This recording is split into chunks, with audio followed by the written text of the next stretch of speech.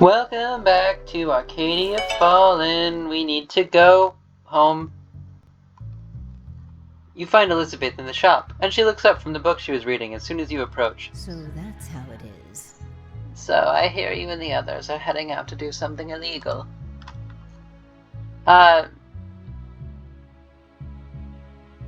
We don't have a choice.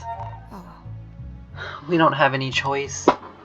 If we are to help the people in this town, we have to find a way to enter Goldner's mansion. I see. I know. I'm sorry. That came across rather harsh, didn't it? I'm not criticizing. You are doing important work, and you have to do it in the way you see fit. I'm simply a concerned old woman, but I guess if I can help you out, then my heart will be more at ease. Speaking of which, I have something that might help in your mission. This is a highly secret recipe of mine. We don't sell this in the shop. A potion of invisibility. I was wondering if the old brain could remember this, but I managed to note it all down. This potion allows the one consuming it to pass by unnoticed for about an hour. Goldner's goons won't notice a thing. Is this really alchemy? What? Is this really alchemy, though? This sounds like some kind of proper mage spell. Oh, trust me, not even the college mages are allowed to use something with quite as much chaotic potential as this. Which is why it is a secret and must never be used carelessly, understand? This potion demands ingredients we do not currently have in stock. Quinn might be able to supply us with some, but we might have to get a bit creative in how we obtain the rest. I have the list of ingredients here, so take it to Quinn. They might have ideas about where to find the rest as well. When you've collected it all and you are ready to go, come see me. The potion must be consumed soon after it is made, so you should have made all your other preparations before that. Of course, I'll still be here to assist you should you wish to do some regular alchemy training. I'm sure Quinn has stocked up on new ingredients by now, so we should be able to look into making even more new recipes. I want to practice my alchemy real quick, just since I'm here. Okay, let's find you a spot in the back. Any spells I haven't tried to learn yet? Yeah, there's a couple.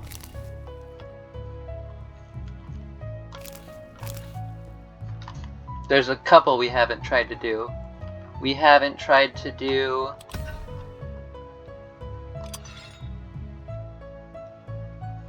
This.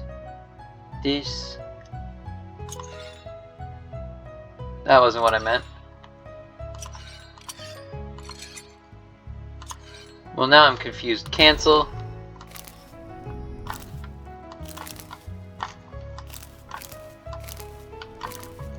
Okay. So we are trying to get blue,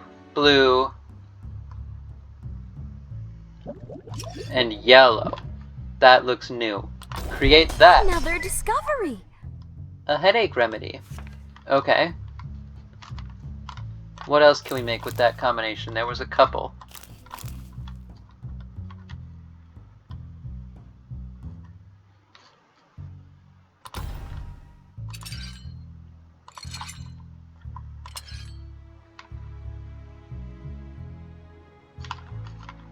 What am I trying to make right now? Oh, I need another yellow. Whoa, look at that! A better headache remedy. Okay.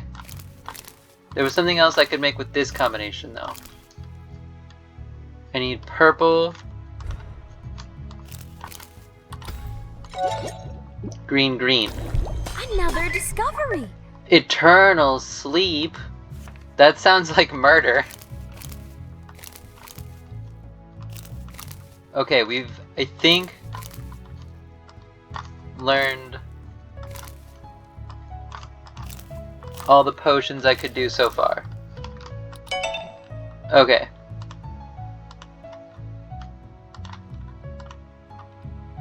I have some questions. Actually, I see. Very well, I shall do my best to answer. How'd you discover this potion? Tell me about... How'd you come across this potion? This can't be something that's found in any old recipe I book. see. That's a simple enough question to answer, as I was the one who made the recipe. That's incredible! Really? You made this? Thank you, dear. Though I'm not nearly as impressive as you might think. Alchemy, at least the kind practiced in the Empire, is not as ancient as you might think. I must have been around your age when the first whispers of spirit alchemy began circulating. There was a great deal of experimenting done in those early years, and I've always been a curious soul, so I made quite a few discoveries of my own. Nowadays, though, such experimental brews are not considered proper magic anymore, and therefore they must remain a secret. Why'd you never teach me this? I wonder. Ugh. Well, this potion is not exactly part of the standard alchemist's portfolio. My intention and ambition were always to educate you so you would never have to use anything like this.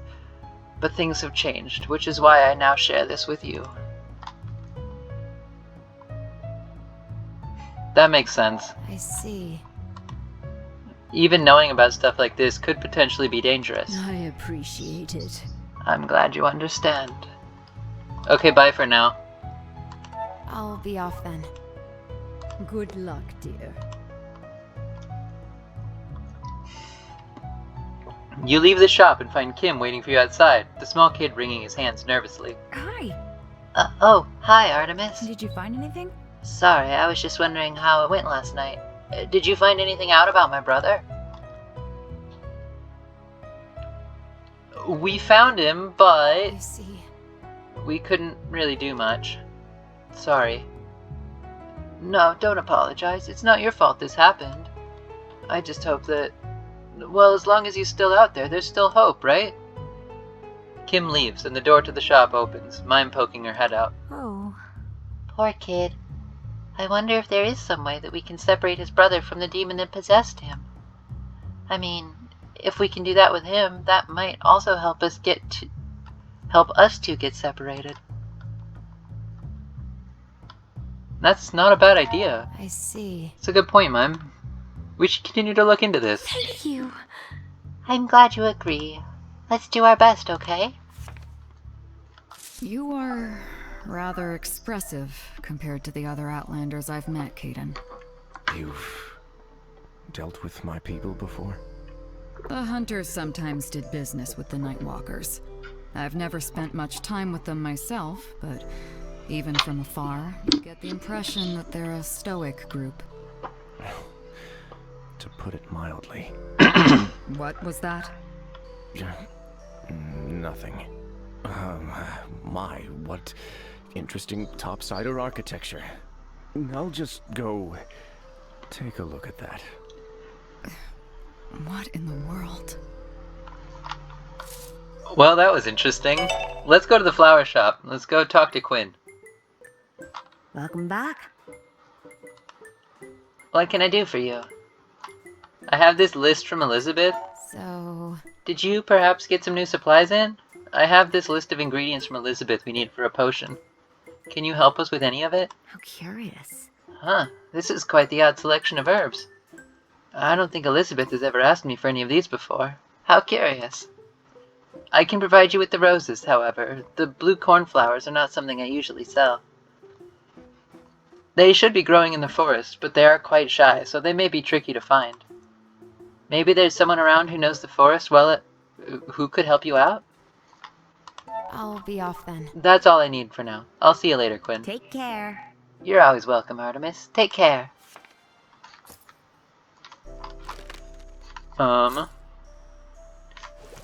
You need to go chat with Victoria. You find Victoria near the town square, and she isn't alone. Please help me. I beg you, ma'am. Please help me. You're a hunter, are you not? I recognize the sword you're carrying. No.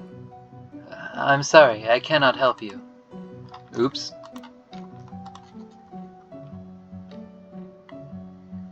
What's going on here? Hmm? Did something happen? I can't believe this. Something is always happening, but we're on a mission, remember? The man looks nervous as you approach, but stays put. I need your help. Please, my daughter has been missing all morning.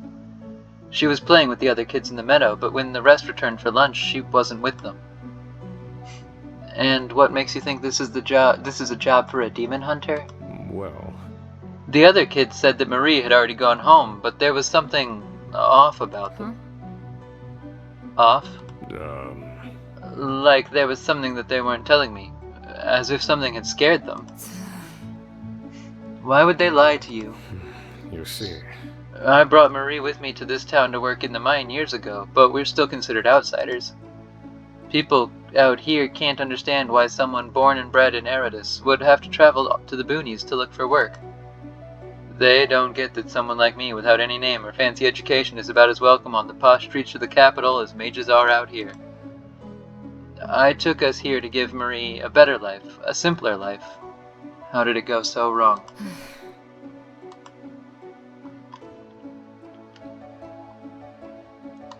About that. We can make time for this, Victoria. It's the right thing to do.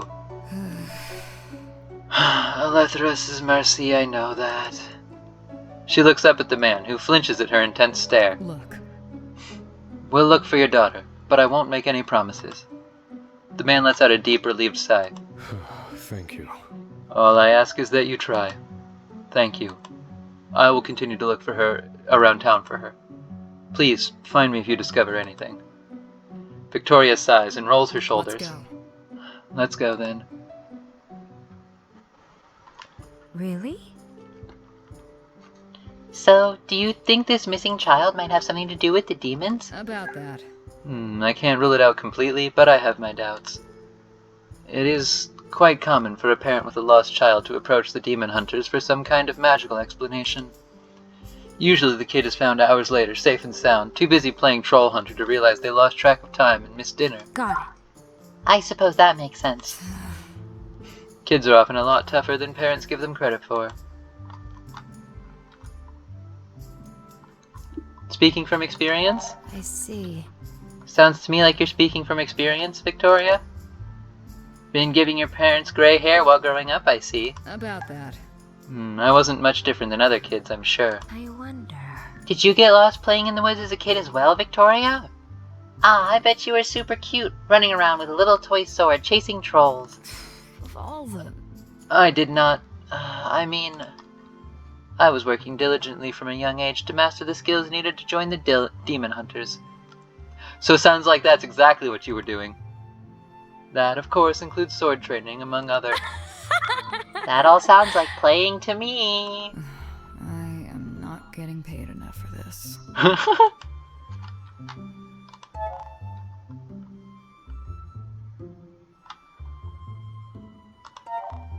That sounds adorable. I bet you were really cute as a child, Victoria. Honestly, I was a child with a dream of becoming a hunter. Nothing weird or unusual about that. Really? If you loved it so much, then why did you leave? Oh no, I'm sorry, Victoria. I didn't mean... I said something bad just now, didn't I? Please forget it. Let's talk about something else. About that. It's fine, Mime. I think it's about time I gave you some kind of explanation. I used to be a hunter in training. However, I never completed the final test to get officially initiated. That's why I possess the skills of a hunter, but I'm no longer a part of the guild, and instead work as a knight for the Empire. It's hard to imagine you failing at anything. Really? It's difficult to imagine you not finishing something you set your mind to. Usually, trainees continue their training until they are ready. My case was not normal. I don't want to talk about this. Just know that the hunters were in the right to throw me out. I wasn't worthy. After I left the hunters, I was struggling. I didn't know what to do, so I found myself drifting. That's when Alethea approached me. She took me in, mentored me, and I became a knight working under her instead. And that's how I ended up here. That was kind of her. That sounds nice. Taking you in like that. Kind, huh? I'm not delusional. She saw the potential in having a knight with my skills working under her. I am still grateful to her. She gave me another chance. I'm not going to waste it.